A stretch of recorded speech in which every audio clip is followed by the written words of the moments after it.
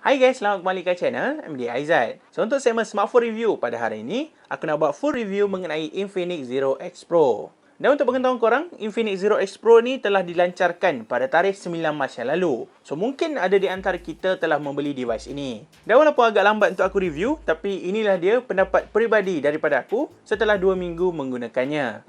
So tak buang masa, ayo kita mulakan video ini.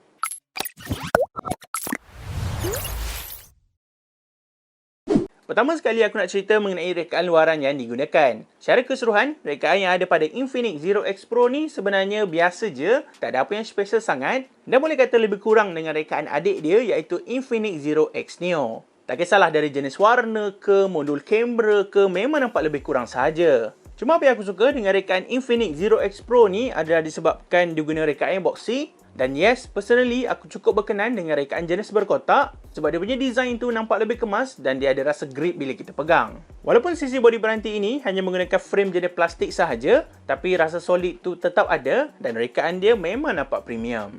Dan apa yang best, peranti ini masih dibekalkan dengan slot SD card yang boleh digunakan sehingga 512GB dan dia juga masih ada lubang 3.5mm audio jack. So memang bagus sebab kita ada alternatif lain untuk gunakan dekat peranti ini. Kemudian mengenai haptic vibration pula, aku boleh katakan yang haptic feedback dia just nice. Dia tak terlalu teruk dan tak ada rasa delay pun bila kita typing. Cuma dia punya vibration motor tu rasa tak sedap, memang biasa sangat. Dan kita boleh rasalah yang vibrate dia tu macam phone murah. So aku lagi prefer untuk offkan je haptic feedback bila typing dekat keyboard dia. Dan last sekali untuk setup speaker, Infinix Zero X Pro menggunakan setup mono speaker. Yang mana bagi aku setup mono speaker dia ni cukup okey. Audio dia jelas, kuat, lantang. Cuma itulah, bila mono speaker ni korang takkan rasa puas sangat. Korang pun tahu macam mana kan? Sebab audio dia datang daripada bawah sahaja. Dan aku agak pelik juga kenapa Infinix tak nak bagi setup stereo speaker dekat device diorang. Sepatutnya dengan tanda harga macam ni, dah boleh dapat setup stereo speaker yang okey. Even Realme 9i yang harga di bawah 900 pun dah start guna setup stereo speaker. So aku harap lepas ni Infinix bolehlah cuba bagi setup stereo speaker. Tak perlu ada teknologi yang bagus sangat. Yang penting dia cukup seimbang untuk atas dan bawah untuk lagi puas pada penggunaan media consumption. Seterusnya, untuk paparan hadapan pula, peranti ini menggunakan paparan jenis AMOLED berukuran 6.67 inci dengan resolusi Full HD+. Dan selama penggunaan aku boleh kata yang AMOLED dia ni agak bagus juga. Dia mampu untuk memberikan kualiti skrin yang cukup memuaskan. Dan kalau nak cerita apa yang aku suka dekat skrin dia ni, basically ada dua benda je. Yang pertama, dia ada refresh rate yang tinggi, iaitu setinggi 120Hz. So 120Hz ni memang smooth, aku tak pernah lagi rasa stuttering, lagi-lagi bila scroll dekat home, dekat social media dan sebagainya. Dan satu lagi benda yang best, dia guna in-display fingerprint scanner. Walaupun tak terlalu laju, tapi cukup kemas untuk detect jari aku. Yes, memang seronok untuk guna, lagi-lagi time COVID ni kena pakai mask kan. So dia lebih convenient dan menjimatkan masa. Cuma kalau nak komen berkenaan skrin yang dia pakai, aku rasa AMOLED yang Infinix Zero X Pro ni guna macam oversaturate ataupun senang kata terlalu vibrant. Dan dia punya tahap vibrant tu berbeza dengan AMOLED yang aku pernah guna sebelum ni. Kalau nak bagi contoh, baru-baru ni aku ada tengok video dari channel Mona Lisa gunakan telefon ni. Dan aku perasan yang warna pada muka Abe cerah tu macam terlalu vibrant sampaikan warna kulit dia jadi warna kemerahan. Dan bila dah terlalu lama aku tengok warna macam ni, sampai satu tahap aku rasa macam pening dan rasa tak selesa sebab dia punya skrin tu terlalu vivid. Dan bila tak selesa, aku cubalah cari alternatif lain macam pergi setting untuk ubah tahap warna dia. Tapi malangnya dekat setting dia tak ada option pun untuk ubah tahap warna dia. So memang AMOLED yang Infinix Zero X Pro ni guna memang by default datang macam ni lah. Korang tak boleh nak ubah tahap warna dekat skrin dia. Dan kalau nak komplain pasal skrin dia ni lagi, ada dua lagi kekurangan. Yang pertama, dia ada kecerahan nits rendah iaitu serendah 700 nits. Dan kecerahan nits rendah macam ni dia tak ada masalah untuk penggunaan indoor. Tapi bila guna dekat outdoor memang agak malap sedikit dan agak kelabu sikit lah skrin dia tu. Dan kekurangan yang kedua, dia hanya menyokong sehingga wideband level 3 sahaja.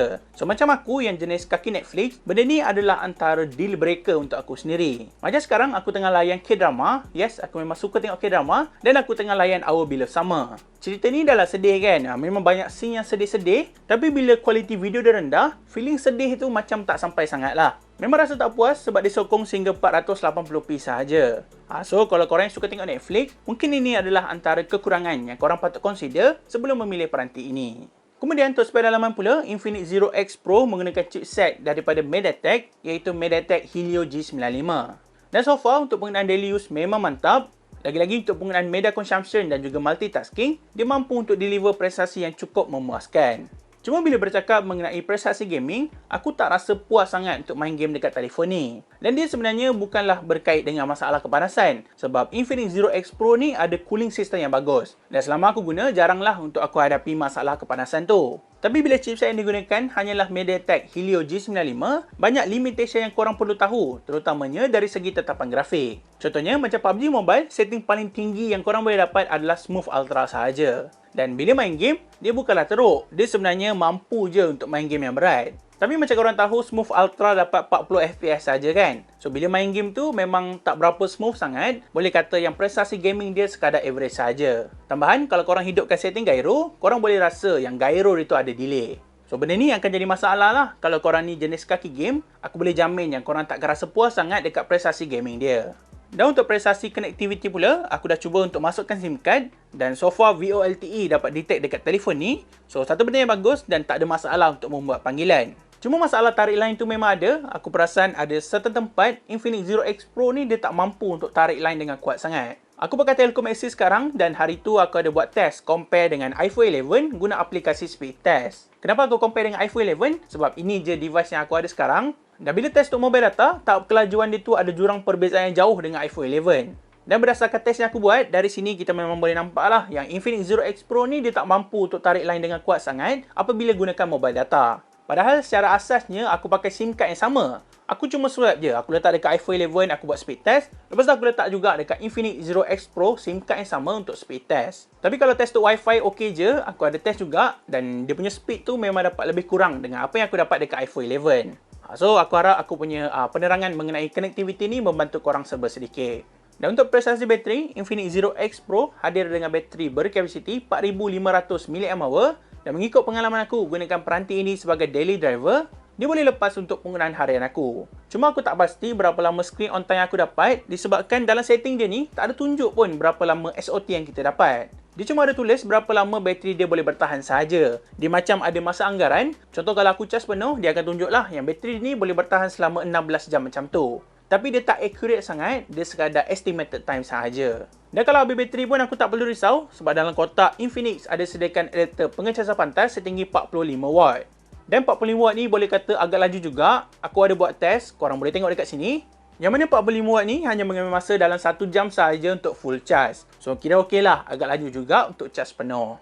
Dan yang terakhir adalah mengenai setup kamera. So Infinix Zero X Pro hadir dengan 3 setup kamera, di mana terdapatnya lensa wide 108MP dengan OIS. Lepas tu dia juga ada lensa ultra wide 8MP dan dia turut hadir dengan lensa periskop 8MP yang ada keupayaan untuk zoom sehingga 5 kali optical zoom dan 60 kali hybrid zoom. So untuk pengalaman menggunakan kamera pada peranti ini, apa yang aku boleh cakap adalah dia sebenarnya mampu untuk hasilkan kualiti gambar dengan bagus. Kebaikan gambar yang aku ambil memang on point dari segi dynamic range, warna dan sebagainya. Cuma kadang-kadang aku perasan dia punya tahap kontras pada certain gambar tu macam terlalu rendah sampaikan warna pada gambar tersebut nampak pudar. So boleh kata yang setup kamera dia ni tak terlalu konsisten, ada tempat dia mampu untuk hasilkan dengan baik, tapi ada juga kadang-kadang macam tak cantik. Dan untuk lensa ultra wide, so far okey, warna dan tahap percayaan dia bagus, dia mampu untuk kawal dengan baik. Cuma gambar dia tak terlalu sharp, memang typical ultra wide dekat peranti mid range lah. Kebanyakannya tak mampu untuk hasilkan dengan baik ataupun senang kata memang kualiti ultra wide dekat peranti mid range ni biasa sahaja. Kemudian untuk lensa periskop pula, aku suka dengan 5 kali optical zoom dia sebab kualiti 5 kali zoom dia memang nice, gambar pun sharp dan kita boleh nampak details yang ada pada gambar tersebut. Tapi bila guna 60 kali hybrid zoom tu memang cloud, kualiti pun hauk, ditambah pula 60 kali zoom dia ni tak ada OIS, so memang bergegar teruk lah hasil kualiti gambar dia.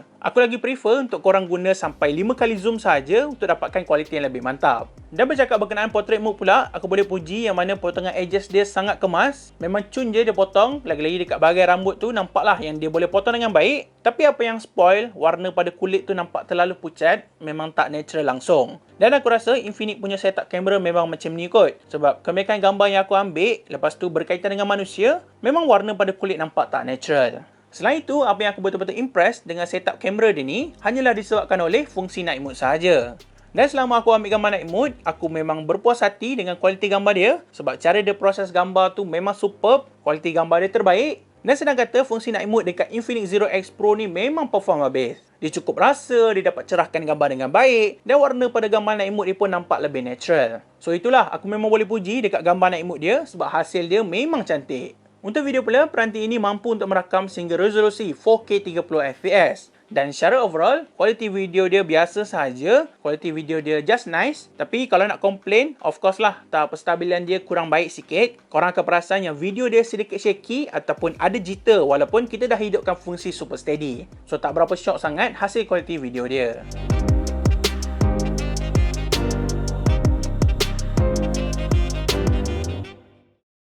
Okay guys, so aku rasa itu sahaja untuk video kali ni. Jadi kesimpulannya, berbaloi ke untuk beli Infinix Zero X Pro ni? Bagi pendapat aku, kalau korang nak gunakan sebagai daily driver, memang tak ada masalah sebab prestasi dia masih okey dan sesuai untuk penggunaan daily use. Cuma kalau korang plan nak beli device ni untuk penggunaan gaming, jujur aku cakap better korang lupakan. Prestasi gaming dia biasa saja dan aku risau korang takkan rasa puas. So untuk tanda harga macam ni, better korang ambil Poco F3 atau boleh consider lah untuk ambil X flagship yang masih relevan. Tapi kalau korang nak guna juga brand Infinix, contohnya korang memang dah selesa lah sebelum ni korang pakai brand Infinix, yes, korang tak perlu risau, ada satu lagi device iaitu Infinix Zero 5G. Yang tu lagi best, dia memang perform sebab PUBG Mobile dia boleh dapat sampai smooth extreme. Dan berkenaan peranti Infinix ni, korang sebenarnya tak perlu risau mengenai waranti sebab dia duduk di bawah syarikat Calcare. Dan syarikat Calcare ni ada je dekat Malaysia, contohnya dekat USJ, Subang Jaya dan sebagainya untuk tujuan waranti. So tak perlu nak risau sangat. Tapi kalau ada masalah mengenai hardware, contohnya skrin retak, tukar bateri dan sebagainya, mungkin agak sukar sikit lah untuk cari hardware dia.